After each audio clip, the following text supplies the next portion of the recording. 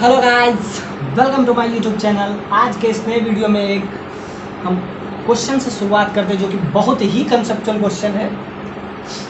आपको क्वेश्चन में आपसे मेंशन है, कुछ इस टाइप का क्वेश्चन है। दो व्हील है जो कि अपोजिट डायरेक्शन है। एक जो है क्लॉकवाइज घूम रहा है, इस पर हम एक ब्लॉक रखे हैं। एक ब्लॉक है जिसका मास आपको कैपिटल M दिया हुआ है।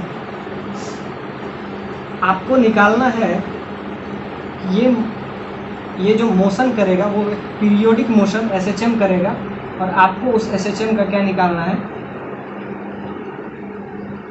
ये है क्लॉकवाइज घूम रहा है और ये आपका है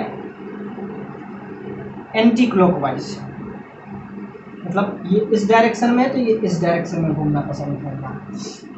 इसका लेंथ आपको दे दिया है, इसका मास आपको दे दिया है। क्वेश्चन में गिवन है मास इसका जो है, इस ब्लॉक का मास आपको कैपिटल M दे दिया है, और कहा है कि ये जो है इसका length of point of contact से इसका लेंथ जो है, समझिए कि टोटल लेंथ इसका है, आपको दिया हुआ है L दे दिया हुआ है, इसका लेंथ L गिवन है। आपको क्या निकालना है? आपको निकालना है, सिंपल सा बात है कि ये जो है इसका 50,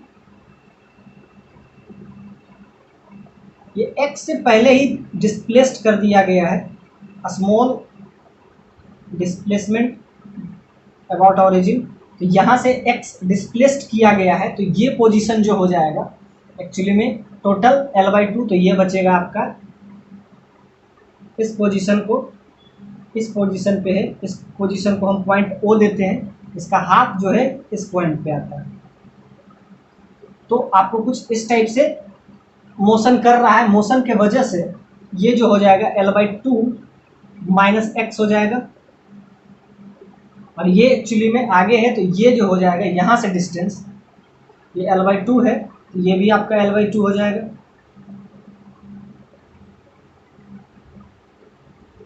आपको निकालना है, इस टाइप से मोशन कर रहा है, फाइंड टाइम पीरियड।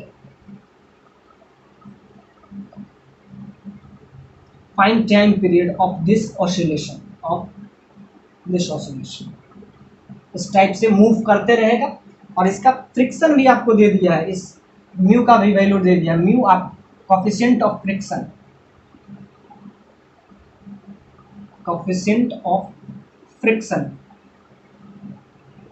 जिसका वैल्यू आपको म्यू दे दिया है। आपको चाहिए फाइंड द टाइम पीरियड। ये क्लॉकवाइज घूम रहा है, एक एंटी क्लॉकवाइज घूम रहा है। आपको चाहिए इसका टाइम पीरियड। तो टाइम पीरियड तो आपको तब पता चलेगा जब आप इसका इक्वेशन लिख पाइएगा। आपको ओमेगा वगैरह वगैरह आपको चाहिए, तो पहले तो इसका इक्वेशन हम लिखेंगे। पहले हम लिखते हैं रीस्टोरिंग फोर्स,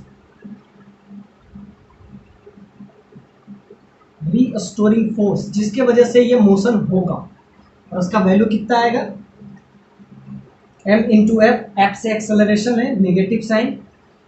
तो ध्यान से देखिए, इसका म्यू का वैल्यू आपको दे दिया है। ऊपर एक फोर्स लगेगा इसका, अगर फ्री बॉडी डायग्राम आप न्यूटन्स लॉ ऑफ मोशन में सीखे हो, ये ऊपर लगाएगा N1, यहाँ लगाएगा एग्जैक्टली ये लगाएगा N2। इस टाइप से मूव कर रहा है, एक क्लॉकवाइज घूम रहा है। तो जब क्लॉकवाइज घूमना चाह रहा है तो इसको अगेंस्ट फ्रिक्शन लगेगा, तो वो आपका फ्रिक्शन F1 है। ये अगर एंटी क्लॉकवाइज घूम रहा है तो इसके अगेंस्ट हमेशा फ्रिक्शन लगता है। फ्रिक्शन हमेशा मोशन के अगेंस्ट ही लगता है, यानी फ्रिक्शन रेजिस्ट द मोशन। तो ये इस डायरेक्शन में एंटी क्लॉकवाइज घूम रहा है, तो इसके इधर लगेगा, ये आपका हो जाएगा F2। अब ध्यान से देखते हैं, इसका रीस्टोरिंग फोर्स निकालते हैं, क्योंकि ये SHM करेगा और उसको एक पीरियड बनाएगा, तो उसका टाइम पीरियड निकालें। तो पहले तो आपको इक्वेशन निकालेंगे तो क्या होगा, F1 जो है इसको सपोर्ट करेगा, क्योंकि ये x से आगे डिस्प्लेस्ड है, तो ये आगे जाने में सपोर्ट करेगा F1, तो F1 हो जाएगा। और ये F2 जो है इसको अगेंस्ट में काम करेगा, तो F2 नेगेटिव होगा।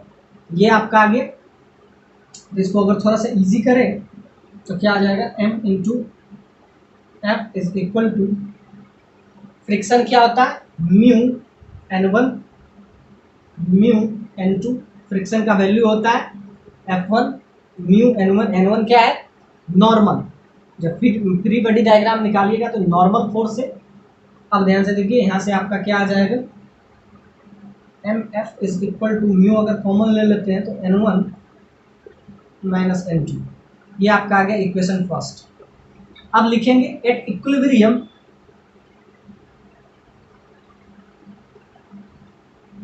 एट इक्विलिब्रियम, इक्विलिब्रियम पोजीशन पे क्या होगा, जितना ऊपर फोर्स है उतना नीचे फोर्स होगा।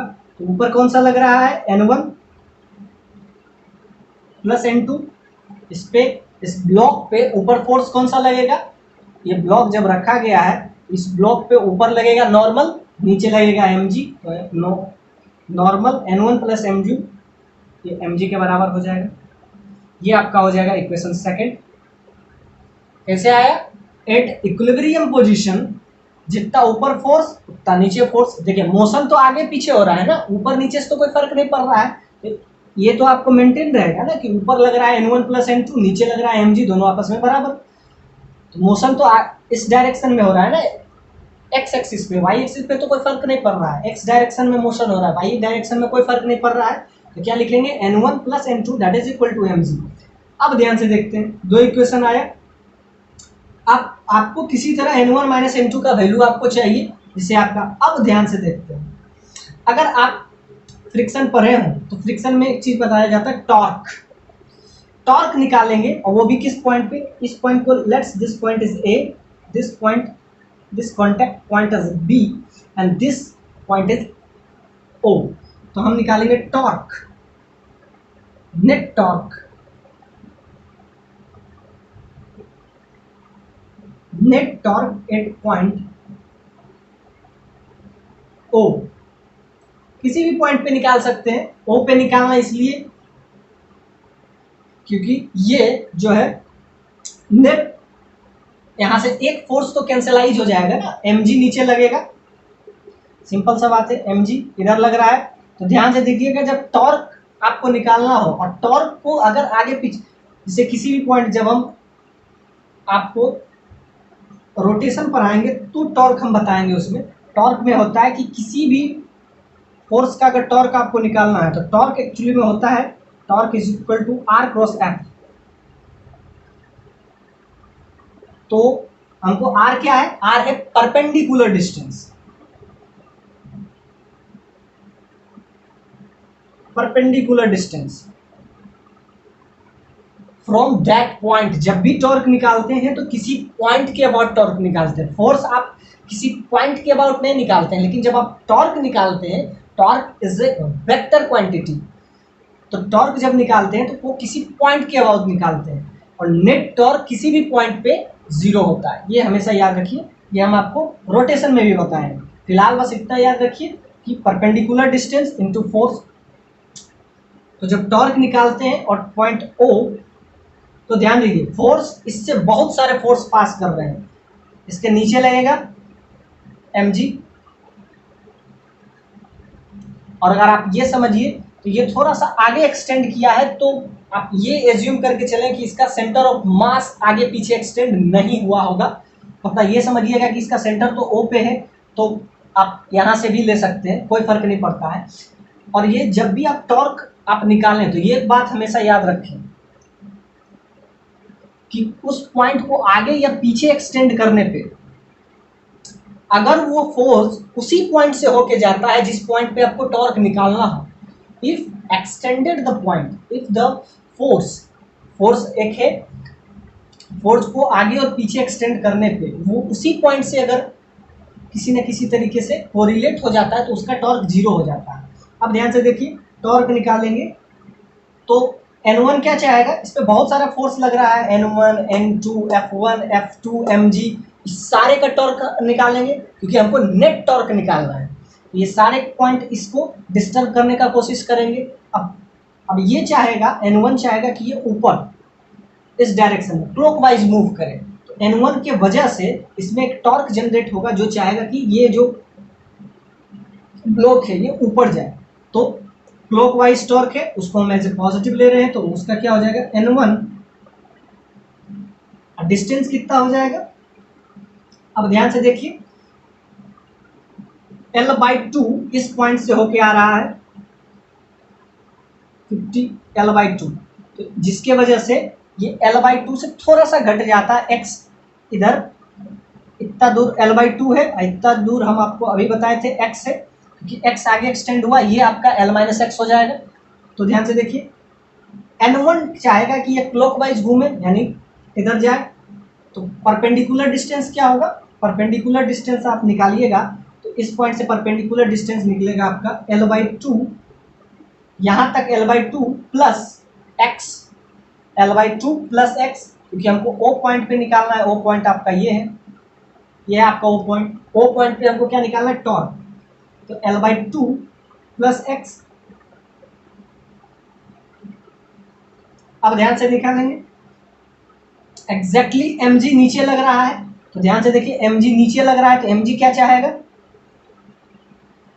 ये आपको एज्यूम करना है कि सेंटर ऑफ मास थोड़े से x के वजह से इधर उधर नहीं जाएगा, तो mg नीचे लग रहा है, तो यहाँ से अगर परपेंडिकुलर डिस्टेंस देखेंगे तो परपेंडिकुलर डिस्टेंस mg के कारण 0 हो जाएगा, तो mg लग तो रहा है लेकिन इसका परपेंडिकुलर r का वैल्यू यहाँ पे 0 हो जाता है, तो जब भी आगे पीछे एक्सटेंड करते हैं तो जिसके वजह से उसका r का वैल्यू 0 हो जाएगा, तो यहाँ से 0 लिखेंगे, प्लस देखिए जब f1 हम निकालेंगे f1, तो f1 के वजह से भी आएगा, f1 के वजह से, तो ध्यान से देखिए f1 को जब हम आगे एक्सटेंड करते हैं किसी ना किसी O पॉइंट से होके जा रहा है, तो जब भी कोई भी टॉर्क निकालें, जब हम ग्रेविटेशन रोटेशन पर आएंगे तो टॉर्क जब भी उसी भी पॉइंट से होके जाए जिस पॉइंट पे हमको निकालना है, तो उसका टॉर्क 0 होता है।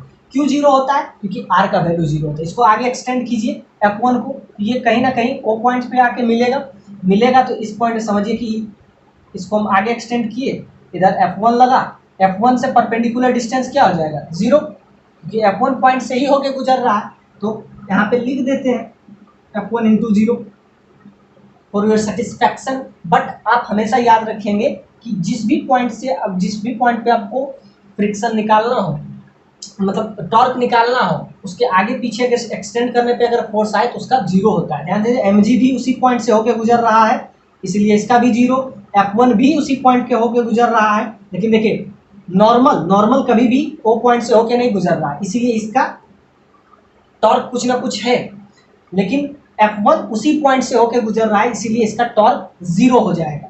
फिर भी लिख दे क्यों, क्योंकि परपेंडिकुलर डिस्टेंस 0 है। f2 भी आगे इसको एक्सटेंड करेंगे तो ये इस डायरेक्शन में आएगा, ये आपका f2 है, तो क्या है इसी पॉइंट से होके गुजर रहा है, तो f2 का भी टॉर्क 0 हो जाएगा, तो ये लिखिए f2 + 0, और सारा का नेट टॉर्क क्या होता है किसी भी पॉइंट पे 0। तो यहाँ से एक इक्वेशन और है, तो ये आप जब भी याद रखिए, जब टॉर्क निकालना है तो आगे पीछे एक्सटेंड करने पे अगर कोई फोर्स आ रहा है, जैसे f1 उसी पॉइंट से होके गुजर रहा है, f2 भी उसी पॉइंट से होके गुजर रहा है, mg भी उसी पॉइंट से होके गुजर रहा है, तो याद रखिए अगर उस पॉइंट से होके गुजरेगा तो उसका परपेंडिकुलर डिस्टेंस 0 हो जाता है, जिसके वजह से टॉर्क 0 हो जाता है।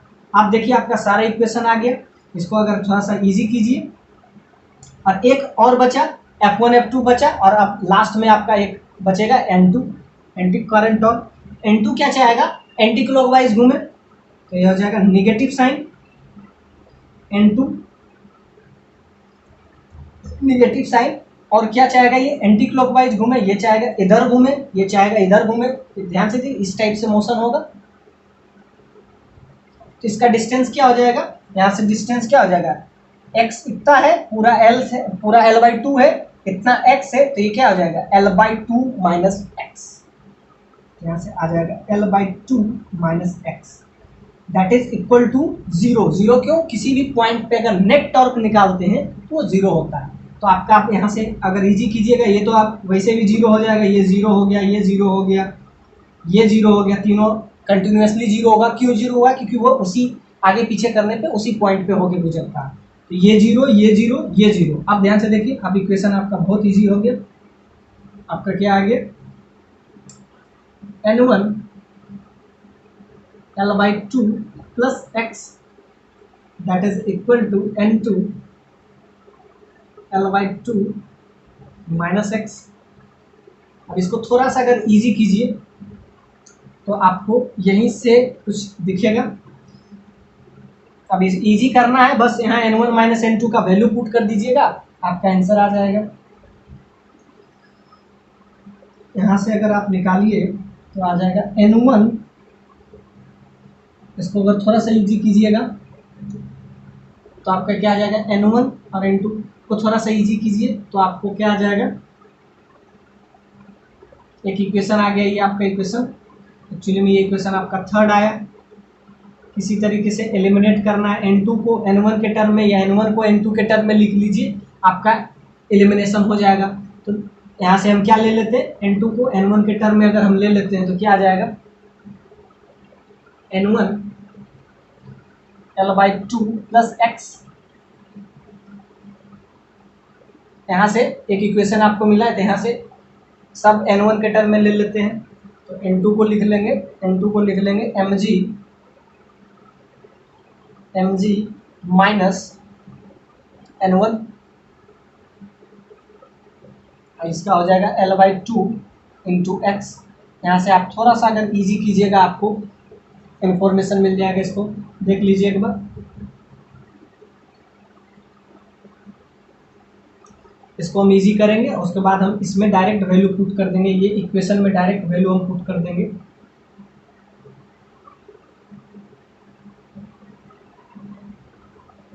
और आपका आंसर आ जाएगा।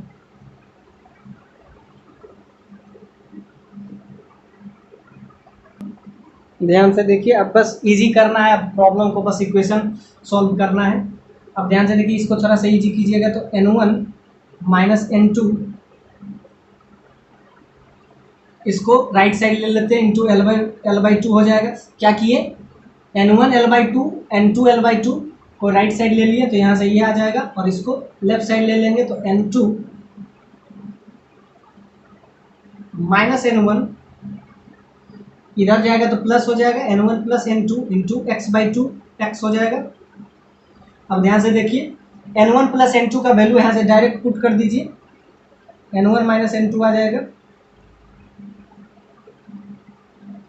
इसी इक्वेशन को थोड़ा सा आगे एक्सटेंड कीजिए, आपको बहुत इजी आ जाएगा। इसको आप डायरेक्ट लिख सकते हैं, n1 प्लस n2 को mg इंटू एक्स, तो यहाँ से आ जाएगा n1 minus n2 is equal to 2 capital mgx bye l। अब बस इसमें पुट कर दीजिए और आपका क्या आ जाएगा, ये वाला वैल्यू n1 माइनस n2 का वैल्यू यहाँ पर पुट कर दीजिए, आपका आ जाएगा इक्वेशन आ गया तो ओमेगा आ गया तो टाइम पीरियड आ जाएगा।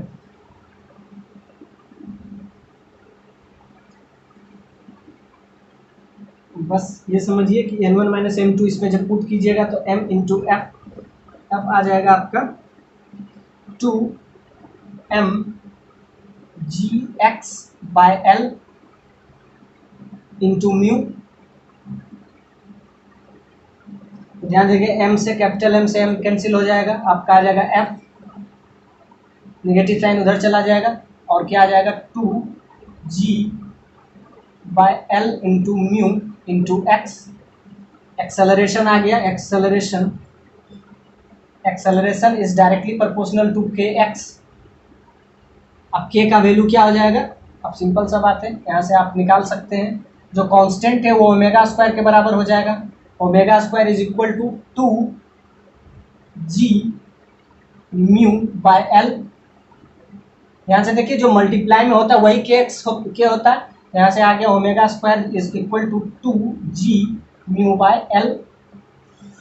अब आपका आ गया ओमेगा, जब निकल गया तो ओमेगा यहाँ से निकल जाएगा तो रूट ओवर हो जाएगा 2g म्यू बाय l, और ओमेगा निकल गया तो टाइम पीरियड निकल जाएगा, time period 2 pi by omega होता है, तो यहाँ से 2 पाई ओमेगा का वैल्यू आपका आ जाएगा l अपॉन